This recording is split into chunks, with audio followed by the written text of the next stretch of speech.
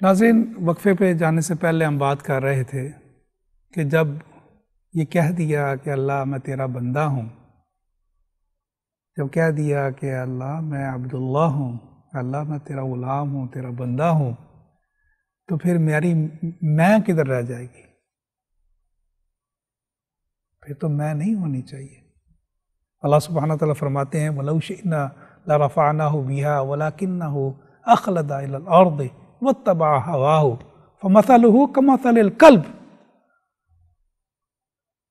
اللہ فرماتے ہیں کہ ہم چاہتے تو اپنی آیات سے اس کو بلندی دیتے، لیکن وہ پستی کی طرف مائل ہوا اور اپنی خواہشات کے پیچھے لگ پڑا، اور اس کی مثال ایسی ہی ہے جیسے کتے کی مثال ہے۔ جیسے لالچ میں کتا اندھا ہوتا ہے، ایسی ہی مثال ہے۔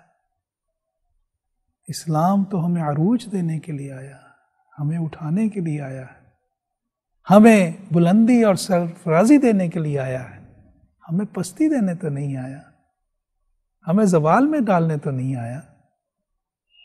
تو ہم پستی میں کیوں ہیں، زوال میں کیوں ہیں؟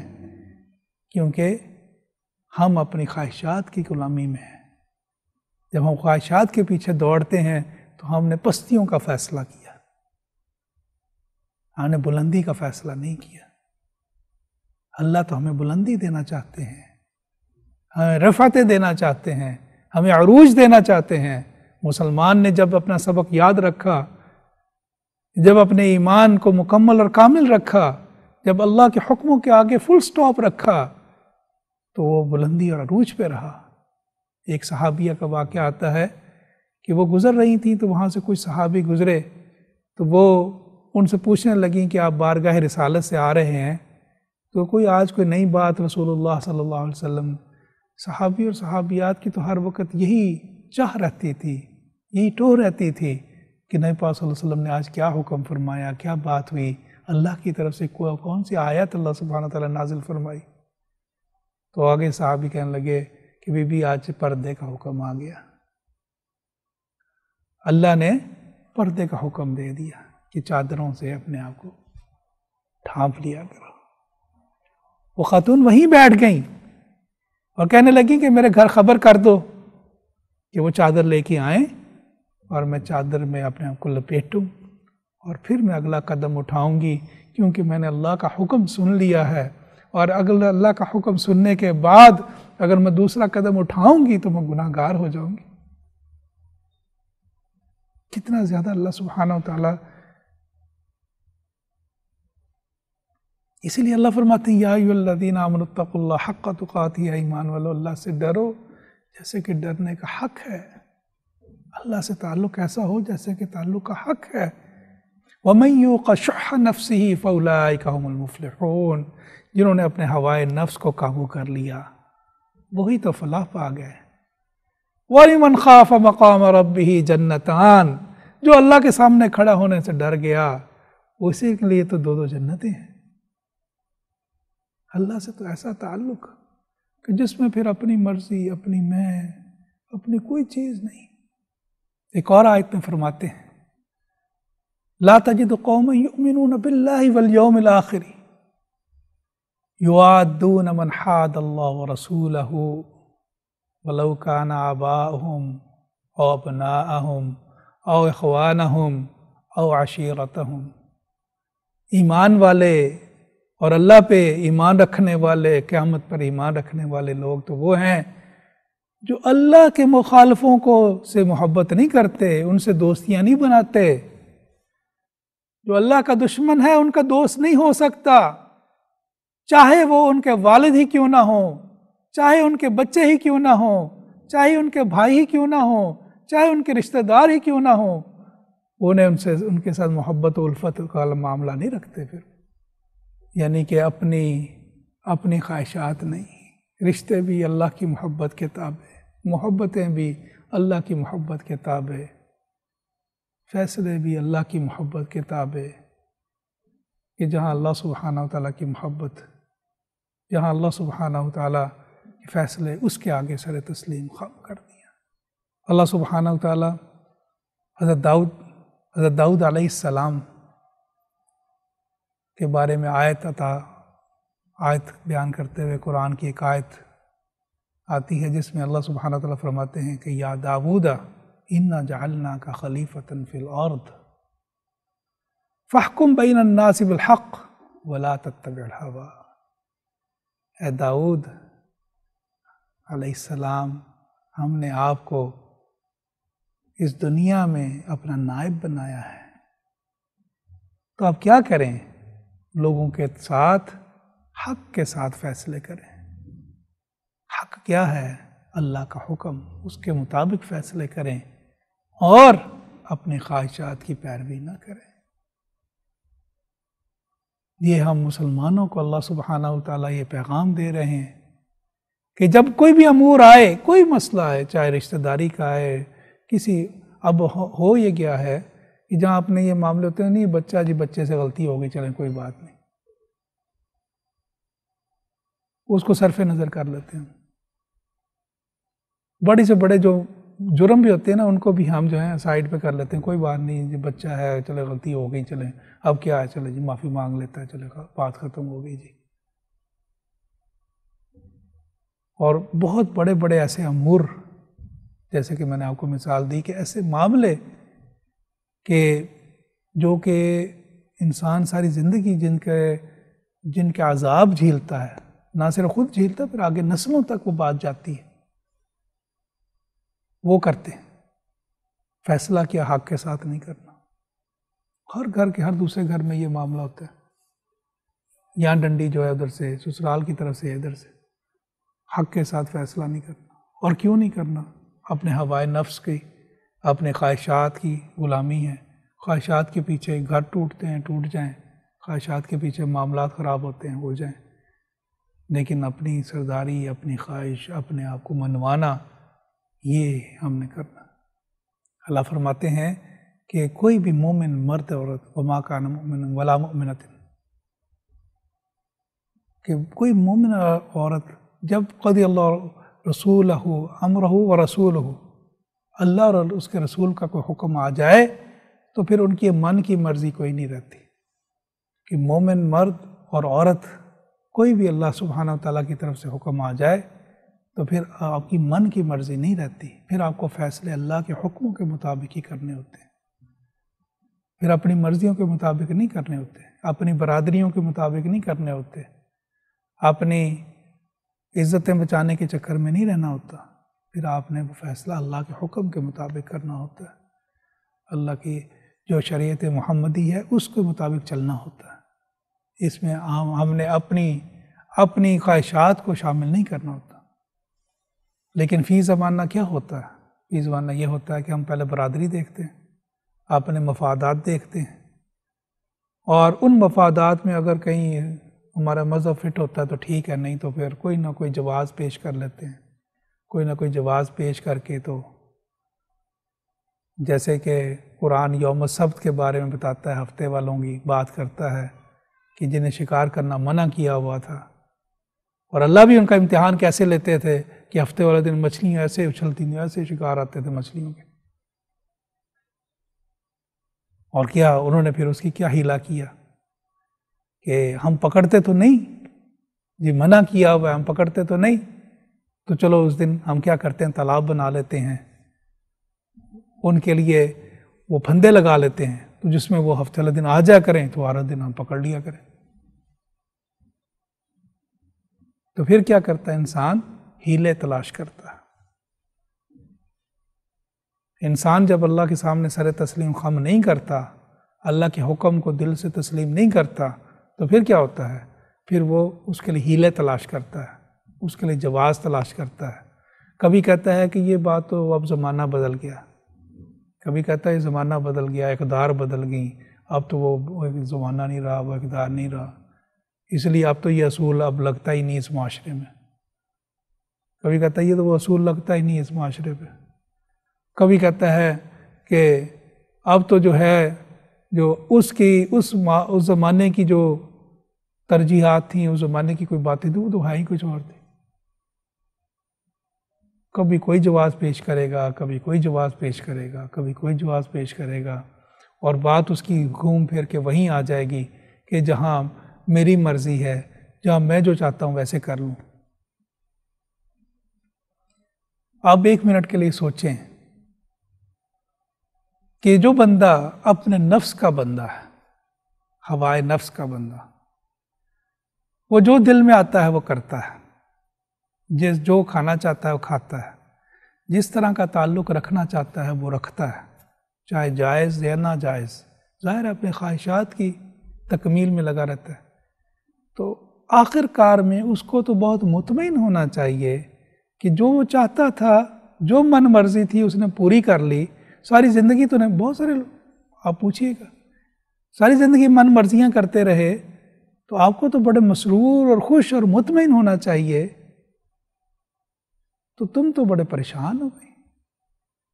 اور دوسری طرف ایک مومن ہے جس کے لیے اللہ رسول اللہ صلی اللہ علیہ وسلم فرماتے ہیں کہ سجن ہے، یہ جو دنیا ہے وہ مومن کے لیے سجن ہے، مومن کے لیے قید خانہ ہے۔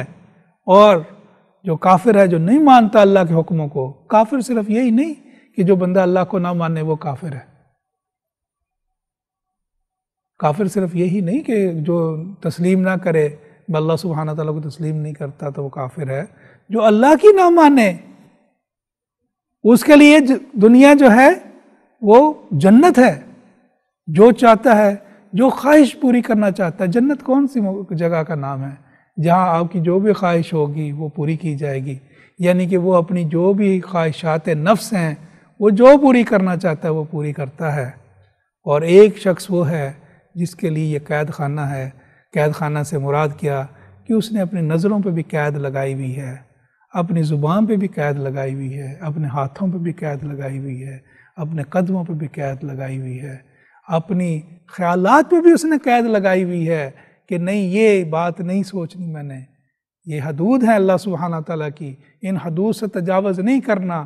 جو زندگی ایسے گزارتا ہے، آپ اس انسان کو دیکھیں جس نے ساری زندگی قید میں گزار دی، ایک انسان ہے جس نے ساری زندگی اپنے نفس کی غلامی میں گزار دی، تو خوش اور مسرور کون سا ملے گا؟ خوش اور مسرور آپ کو کون سا ملے گا؟ وہ ملے گا جس نے ساری زندگی قید میں گزاری ہوگی۔ وہ خوش بھی ہوگا، مسرور بھی ہوگا، مطمئن بھی ہوگا، چہرے پہ نور بھی ہوگا، گھر میں اس کے سکون بھی ہوگا، اطمینان بھی ہوگا، عزت بھی ہوگی اس کے پاس، ہر چیز اللہ سبحانہ تعالیٰ نے اسے عطا کی ہوگی، کیونکہ اس نے اپنے آپ کو اللہ کے آگے گرا لیا۔ ہم نے خود کو گرا لیا ہے وہاں جہاں گرنے والے سنبھلتے ہیں۔ جو اللہ کے سامنے گرا لیتا ہے ادھر اللہ اسے سنبھال لیتا ہے۔ پھر جو گرنے کا مقام ہے، جو گریہ زاری کا مقام ہے، جو اپنی خواہشات کو چھوڑ دینے کا مقام ہے، وہاں جو انسان اپنی خواہشات کو چھوڑ دیتا ہے تو پھر اللہ سبحانہ وتعالیٰ اسے عروج دے دیتے ہیں۔ اور ایسا انسان جو اللہ کی مرضی کے مطابق زندگی گزار رہا ہوتا ہے، نہ صرف وہ خود پرسکون ہوتا ہے بلکہ آپ چند لمحے اس کی صحبت میں جا کے ذرا بیٹھ کے دیکھیں۔ جب آپ اٹھتے ہیں وہاں سے آپ بھی سکون لے کے اٹھتے ہیں۔ ہم کہتے ہیں عجیب سی بات ہوئی، یہ اچھا درویش انسان تھے، ان سے تھوڑی دیر بیٹھے ہیں، تھوڑی دیر گفتگو کی ہے، اٹھے ہیں، اس کے بعد بڑا سکون ملا۔ سکون کس چیز کا ہے؟ سکون اس چیز کا ہے کہ وہ اللہ کا بندہ ہے، اور اللہ سبحانہ تعالیٰ نے جو بندے کی، جس کو کہا کہ یہ بندہ، جو کون سا بندہ اللہ کا بندہ ہے، یا ایتھا النفس المطمئنہ ارجعی الی ربک راضیۃ مرضیہ فادخلی فی عبادی، میرے بندوں میں داخل ہو جاؤ، وادخلی جنتی، میرے بندوں میں۔ کون سے میرے بندے؟ ویسے تو اللہ کے ہی سارے بندے ہیں، میں اور آپ کس کے بندے ہیں؟ اللہ کے ہی بندے ہیں۔ کافر بھی اللہ ہی کا ہی بندہ ہے، لیکن اللہ کس کو کہہ رہے ہیں میرا بندے؟ اللہ کیا فرماتے ہیں کہ اے نفس مطمئنہ، جس نے ساری زندگی گزار دی، قید میں گزاری، اور اتنے اطمینان کے ساتھ وہ اس قید میں سے گزرے، جب دنیا سے گئے تو اللہ کیا کہتے ہیں؟ اے نفس مطمئنہ، اے مطمئن نفس، میری طرف لوٹ آؤ، میں تجھ سے راضی تو مجھ سے راضی، میرے بندوں میں داخل ہو جا، جنت میں داخل ہو جا۔ میرے بندے کون سے بندے؟ وہ جو اللہ کی مرضی کے آگے، جو اللہ کی رضا کے آگے اپنے سر کو جھکا لیتے ہیں۔ حضرت ابو بن ادم رحمۃ اللہ علیہ کے بارے میں آتا ہے کہ ایک دفعہ وہ ایک غلام لے کے آئے اور اس غلام سے پوچھنے لگے بھائی کہ تم کیا کھانا کھاتے ہو؟ یہ ظاہر ہے کہ میں اس کھانے کا اہتمام کر دیا کروں تاکہ تمہارے لیے آسانی ہوا کرے۔ تو کہنے لگا حضرت جو آپ کھلائیں گے میں کھا لوں گا، میں آپ کا غلام ہوں، میری کوئی خواہشات نہیں، آپ جو کھلائیں گے میں کھا لوں گا۔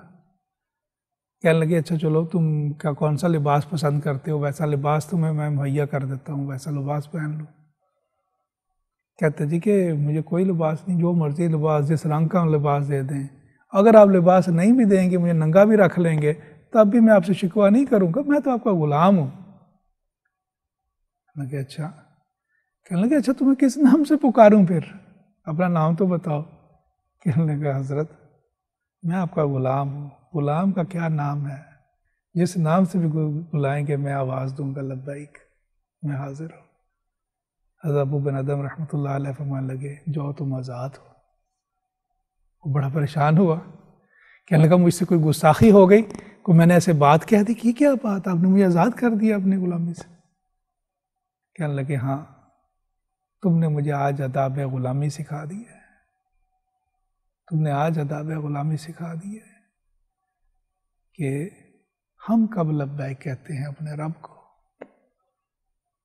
چھوٹی چھوٹی بات پہ گلے شکوے، اللہ نے میرے ساتھ ہی کرنا تھا، یہ میرے ساتھ ہی ہونا تھا جی، یہ مشکل مجھے ہی پڑنی تھی جی، ہزاروں شکوے شکایتیں اپنے رب کے ساتھ لیے بیٹھے ہیں، اور یہ نہیں سوچتے کہ رب یہ کہہ رہا ہے انا للہ و انا الیہ راجعون، میں تو تیرے لیے ہوں، تیری طرف ہی آنا، یہ سب کچھ تو اسی کا دیا ہوا ہے۔ کہنے والے تو یہ کہتے ہیں کہ جان دی ہوئی اسی کی تھی، جان دی ہوئی اسی کی تھی، حق تو یہ ہے کہ حق ادا نہ ہوا۔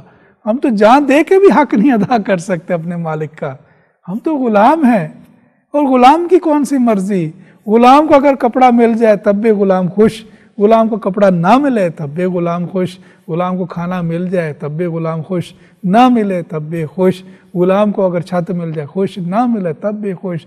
غلام تو اپنی غلامی کا تعلق کبھی نہیں اپنے مالک سے توڑتا۔